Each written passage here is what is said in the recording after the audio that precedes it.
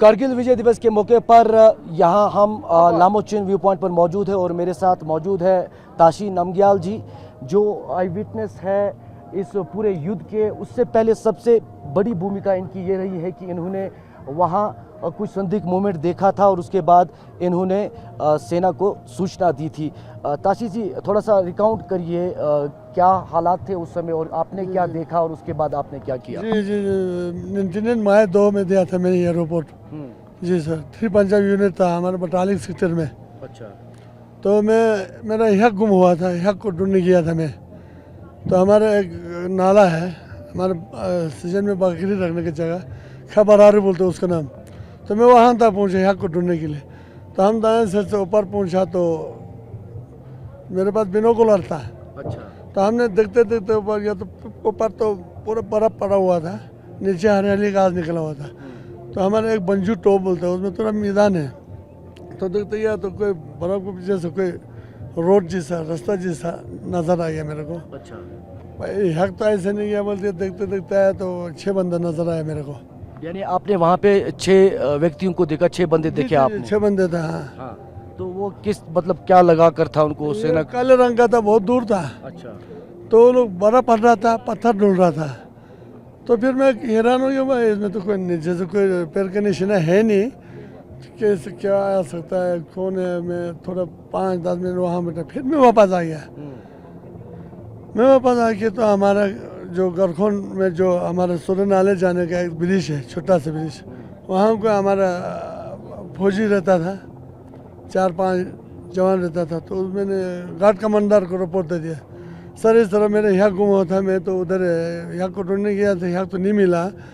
तो वहाँ 6 बंदे हरकत कर रहे हैं, पत्थर ढूंढ रहा है, बर्फ भर रहा है, मैं रिपोर्ट देने के लिए आया हूँ बोल के मैंने। उसका हवलदार जी का नाम हवलदार बलविंदर सिंह। अभी भी मेरे पास लिखा हुआ है, अभी भी मेरे पास रिकॉर्ड रखा हुआ है हमने।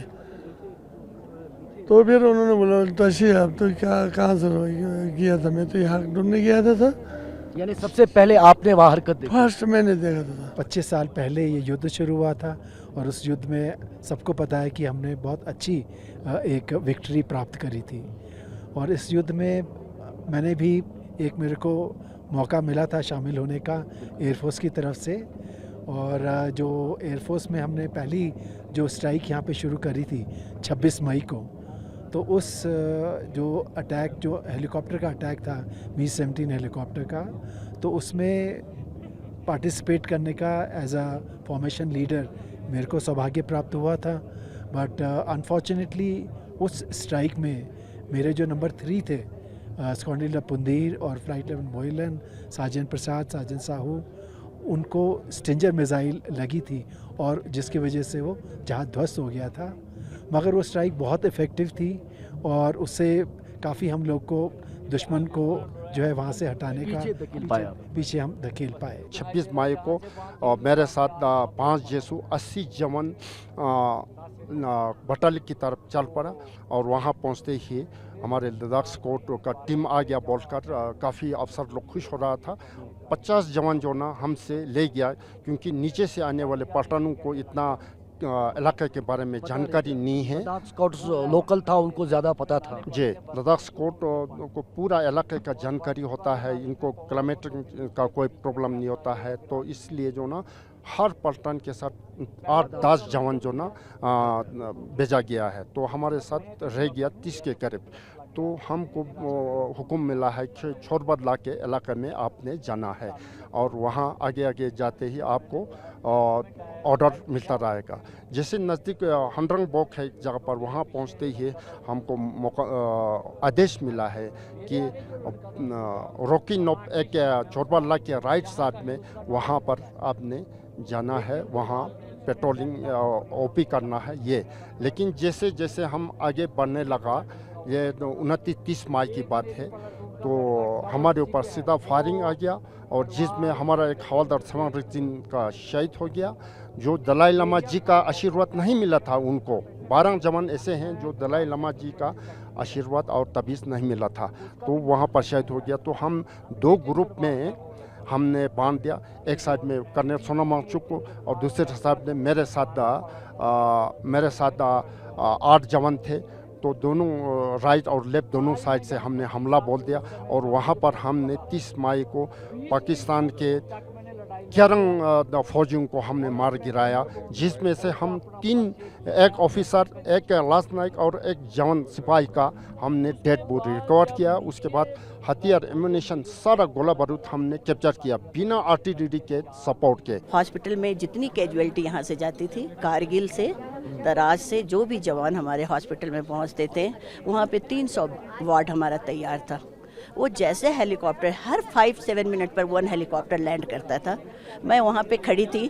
पर उस समय मुझ में ऐसी जज्बा थी और ऐसा देश प्रेमी था कि बहुत लोग इंटरव्यू लेने आए, बहुत फोटोग्राफी आए, यहाँ तक कि मेरा एडजुटेंट तो था केसी वर्मा। अच्छा। एंड मेरे सूबेदार मेजर ने बहुत बोले, मैम एक फ़ोटो मुझे लेने दो। हमने उनको बोला नो। इस समय हमारे जवान इस स्थिति में आते हैं कि ना उनके शरीर पे कपड़े होते हैं और ना ही कोई सामान, बस हेलीकॉप्टर से उतारा जाता था और उन्हें स्टेशन पे लेके हॉस्पिटल के अंदर ले जाया जाता था। तो मुझे इतना उस समय वो फीलिंग था, इसलिए मैंने बिल्कुल कोई इंटरव्यू नहीं दिया। और मैंने अपने एडजुटेंट होते हैं, हमारे स्टाफ ऑफिसर होते हैं मेरे हस्बैंड का, उसने मुझे बहुत फोर्स किया, पर मैंने। अभी भी आपकी आंखों में आंसू है।